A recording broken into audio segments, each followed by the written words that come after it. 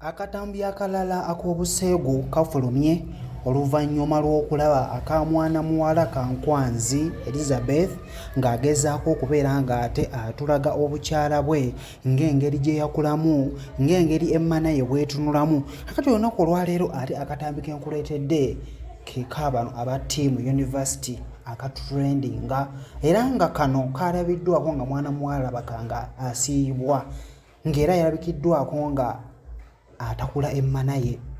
Yalabikiddwako ng'alaga nti ayimye nnyo era yalabikiddwako ng'akwata omukira ogwa bbulaaka omunene ng'agezaako okubeera nga agweyisaako ku nfulize era nga kigambibwa nti yabadde kiraasimenti we gwe babadde beezina naye. Era yalabikiddwako ng'ayina obutiiti mu kiwato kye ekiraga nti yabadde ready okubeera nga alinze omukira okubeera nga ate gumuyingira. Ngenda kubeera nga vidiyo kaneno nkakulaga obeere ng'ate okafunamukko ekyokuyiga era wano nkusomesaako ki okusinziira vidiyo eno nga bw'eri era ogenda kubeera nga ogiraba.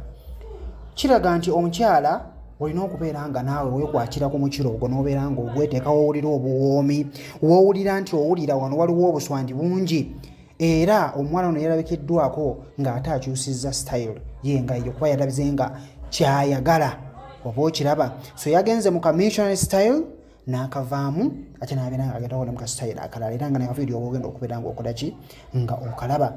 So vidiyo zino zibaayo naye ate tuziyigiramuko oba tufunamukko ekyokuyiga. Ngenda kubeera nga vidiyo njikuwa obeere ng'ogiraba naye teweerabira okubeera ng'osubscribinga kubanga kyekikulu bingi bikyajja. Beerawo wano buli kagwawo nga kakagwawo bwe kati nze nkafunirawo era bw'onobeera obadde osubscribinze buli kimu ojja kubeera ng'okifuna. Kujja Ntambi Muto mbeere bulungi, mbaagala nnyo.